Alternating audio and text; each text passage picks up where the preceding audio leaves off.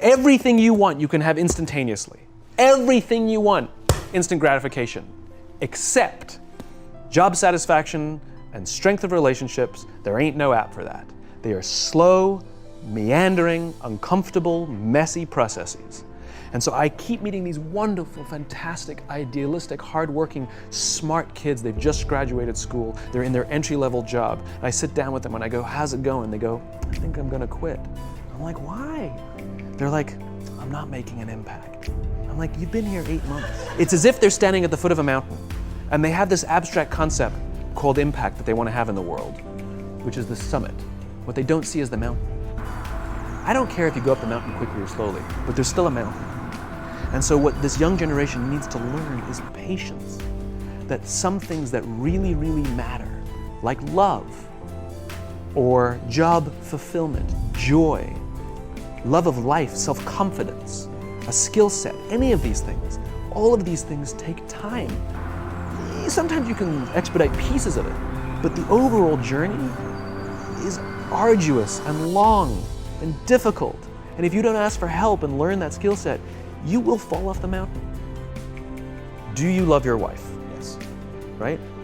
Prove it. Like, what's the metric? Give me the number that helps me know, right? Because when you met her, you didn't love her, right? Now you love her, right? Tell me the day the love happened. It's an impossible question, right? But it's not that it doesn't exist, it's that it's much easier to prove over time, right? So all leadership is the same thing. It's about transition. So if you were to go to the gym, right? It's like exercise, right? If you go to the gym and you work out and you come back and you look in the mirror, you will see nothing. And if you go to the gym the next day and you come back and you look in the mirror, you will see nothing, right? So clearly there's no results, can't be measured, it must not be effective. So we quit, right? Or if you fundamentally believe that this is the right course of action and you stick with it, like in a relationship, I bought her flowers and I wished her happy birthday, and she doesn't love me. Clearly I'll give up. You know, that's not what happens. If you believe there's something there, you commit yourself to an act of service. You commit yourself to the regime, the exercise. You can screw it up. You can eat chocolate cake one day. You can skip a day or two. You know, it allows for that. But if you stick with it consistently, I'm not exactly sure what day, but I know you'll start getting into shape. I know it. And the same with the relationship. It's not about the events. It's not about intensity. It's about consistency, right? You go to the dentist twice a year, your teeth will fall out. You have to brush your teeth every day for 2 minutes. What does brushing your teeth twice a day for 2 minutes do? Nothing. Unless you do it every day, twice a day for 2 minutes. Right? It's the consistency. Going to the gym for 9 hours does not get you into shape. Working out every day for 20 minutes gets you into shape. So the problem is we treat leadership with intensity. We have a 2-day offsite, we invite a bunch of speakers, we give everybody a certificate. You're a leader, right? Those things are like going to the dentist. They're very important. They're good for reminding us or getting us back on track, learning new lessons. But it's the daily practice of all the monotonous, little, boring things like brushing your teeth that matter the most. She didn't fall in love with you because you remembered her birthday and bought her flowers on Valentine's Day. She fell in love with you because when you woke up in the morning, you said good morning to her before you checked your phone. She fell in love with you because when you went to the fridge to get yourself a drink, you got her one without even asking. She fell in love with you because when you had an amazing day at work and she came home and she had a terrible day at work, you didn't say, yeah, but let me tell you about my day. You sat and listened to her awful day and you didn't say a thing about your amazing day. This is why she fell in love with you. I can't tell you exactly what day, and it was no particular thing you did. It was the accumulation of all of those little things that she woke up one day and as if she pressed a button, she goes, I love him, right? Leadership is exactly the same. There's no event. There's no thing I can tell you you have to do that your people will trust you. It just doesn't work that way. It's an accumulation of lots and lots of little things that anyone by themselves is innocuous and useless. Literally, pointless by themselves. People will look at little things that are good leadership practices and say, that won't work, and you're absolutely right. But if you do it consistently, and you do it in combination with lots of other little things, like saying good morning to someone, that looking them in the eye. My friend George, who's a 3-star general in the Marine Corps, He says his test for leadership, and I love this, he goes, his test for a good leader is if you ask somebody how their day is going, you actually care about the answer. Right? The number of times we're walking to a meeting, we're rushing, we go, how are you? Not good, I got to get to you later, I'm late for a meeting. Right. If you ask the question, you were standing there and you were listening to the answer. It's those little innocuous things that you do over and over and over and over that people will say, I love my job. Not I like my job. I like my job means, yeah, the challenge is great, they pay me well, I like the people. I love my job means I don't want to work anywhere else. I don't care how much somebody else is willing to pay me.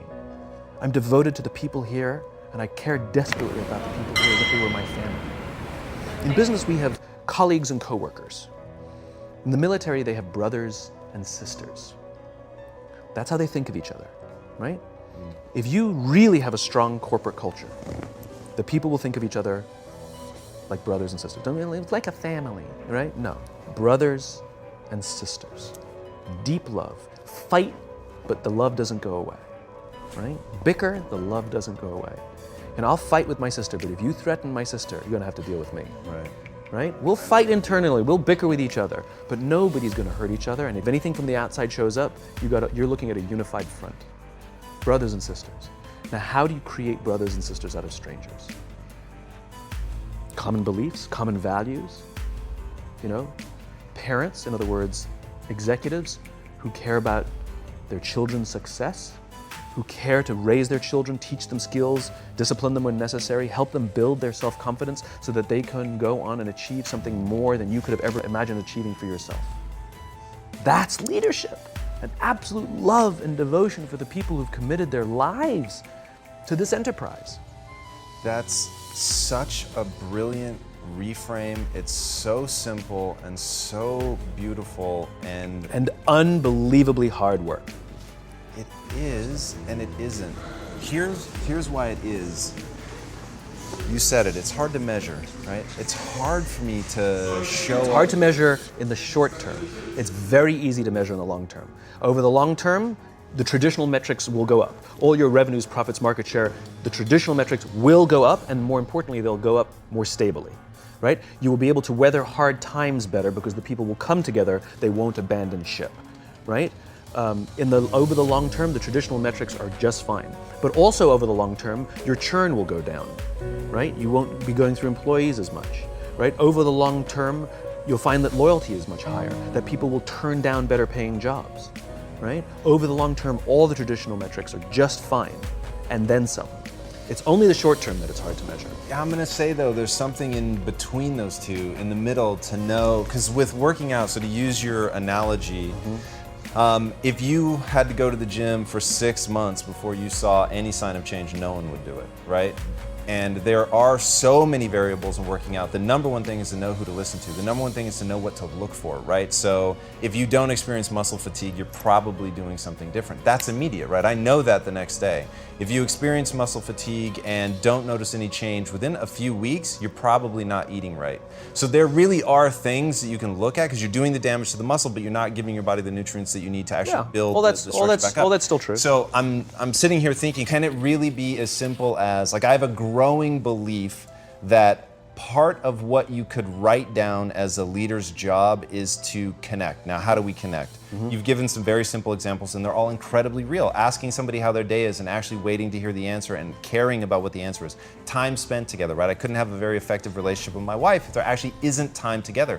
And one of the things that I have personally struggled with is, as the organization has grown, just time with any individual becomes more and more difficult. And so then you start focusing on, okay, wait, it's just about creating the environment. But as you lose touch with the real sense of, like, I know this person and I can see when they're having a bad day, and really leveraging like what we have as humans, and this is why your teachings are so powerful, is you wrap it in the truth of the human experience. You wrap it in how humans really connect, like looking at each other, sensing that, like, hey, this is either hitting or it's not, like, all of that stuff is super, super real. And as an organization, to be able to find ways in that middle ground where it's like, I'm pretty sure this is working and I really believe in it at a macro level. But I just want to know, because there's so many paths, right? And you could nudge sort of one way or the other to create something that, and maybe it's as simple as, here's when I am using this right now. the amount of laughter I hear in the office. Maybe that's dumb, I don't know. But I'm really doing it, and I really think all day, like, how much laughter have I heard today? And I feel like when everyone is making really taking an effort to connect with each other, to provide empathy and all that, there's a lowering of people's defenses, and just a sort of natural outpouring of that is joking around. And so you hear this laughter bubble, and when things get really tense and stressful, I literally feel like you could have a decibel meter and just feel it coming down. I mean, look, it's a human thing.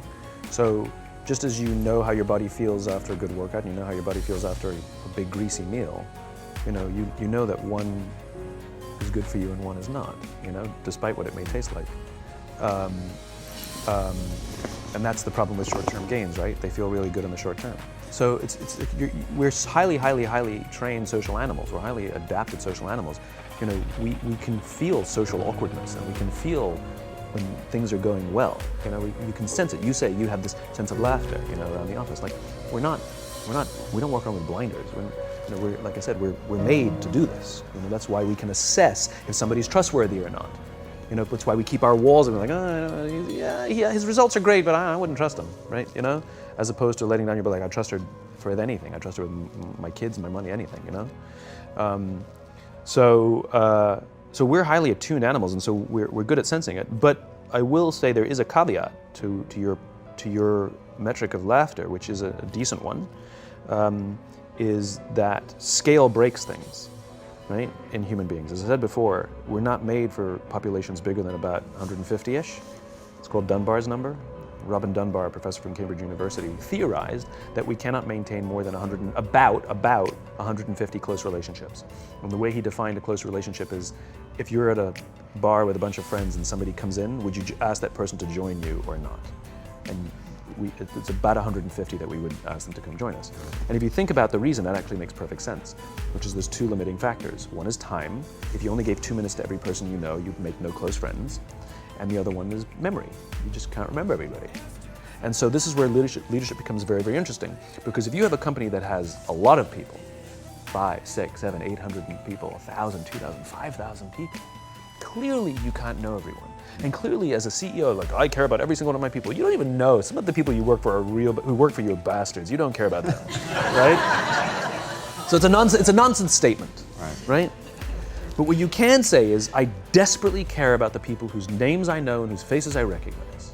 And I care desperately about my leadership, and I instill in them every day that I will give them the tools, and I will take care of them with one purpose and one purpose only, that they will take care of the people in their charge. And I want those people to take care of the people and instill in them that they take care of the people in their charge.